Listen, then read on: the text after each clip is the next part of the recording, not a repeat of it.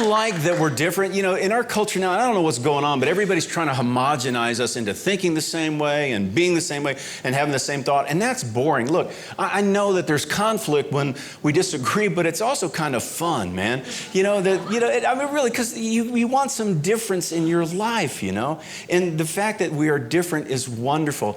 And I think that the biggest thing when it comes to marriage, I think the biggest defining point is when it comes to being intimate. Like men, we have a thing for intimate, which is chicka chicka bow wow, right? And women, it's conversation. Let's talk. And then what? Right? And so I do a lot of premarital counseling. I started working with couples and everything, and they would come in stupid, absolutely stupid, because they were in love. And they would say things like, oh, Steve, we're so in love. We have everything in common. We're just alike. We like the same things. We finish each other's sentences. We're just alike. Well, then one of you is unnecessary. It's kind of like borderline their narcissism marrying yourself, right? Because these young couples, they have no idea what they're in for. Because that's not love, that's infatuation. And so what I try to tell them is, go, look, can I help you understand what a real loving someone unconditionally, what it really looks like? Can I share an example? And they're like, oh, please do. And I go, okay, do either one of you know what a colonoscopy is? We don't even like the sound of that. Well, it's going to get a little worse. You see, when one or both of you turns 40, you're going to have a medical procedure where the night before you're going to drink this stuff and you will never want to poop again.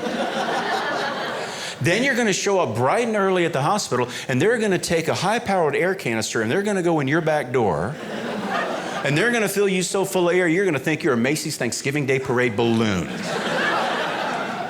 And then they're going to take a fiber optic cable with a camera on it and a light on the end, and they're going to go looking for things. But the cool thing is that you're going to be sound asleep the whole time. Here's where love comes in.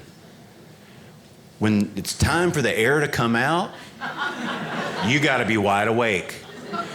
And the other one has to sit there and pat the other one on the hand and go, it's okay, honey, just let it out, just let it out, just let it out, just let it out. That's love. That's commitment, to sit there and deal with that. Because my wife never tooted before we were married. Whole time we were dating, never tooted. And then I thought she was incapable. And then after we got married, she had this dog, and that dog had the worst gas on the planet.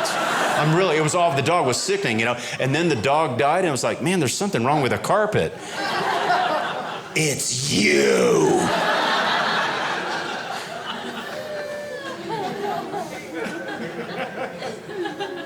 But the thing we fought about more than anything initially was intimacy.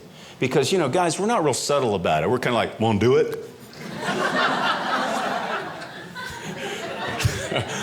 Wow, take me, cowboy, you know, I mean, yeah.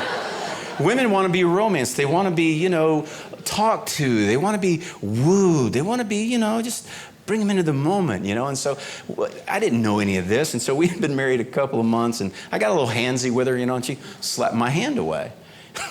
I said, come on, honey, we're married.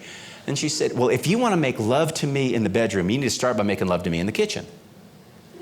Now, every woman knows what she meant. And every guy is like me going, well, take your clothes off in the kitchen. I had not thought about doing it in the kitchen, but I'm all for it. Right? You want to be romanced in the kitchen. Right?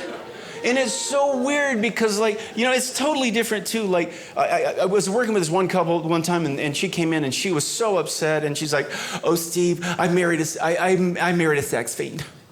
And I said, really? And I'm like, dude, are you looking at stuff? No, I promise I'm not.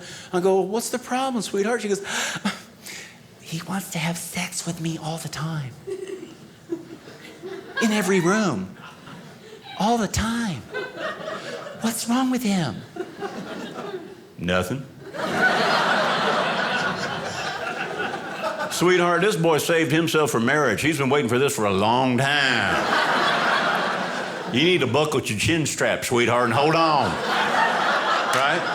Because you weren't told this. Ladies, I feel so sorry for you. You probably weren't told. If you grew up in a church, you weren't told that, they're in the mood all the time, right? Like, why is he in the mood? Because you're in the room with him.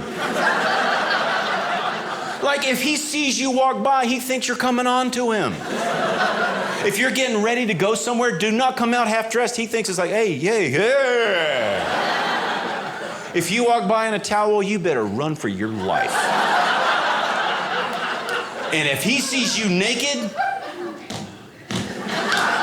it's game on, girlfriend. But and you don't think that way because you don't want to see him that way. Right? There's nothing attractive about him being naked. He's like, hey, baby. You're like, oh, stop, honey. Don't dance. Don't. Stop hopping. Stop hopping. Oh, my gosh. I threw up in my mouth a little bit. I'm so... Oh, stop.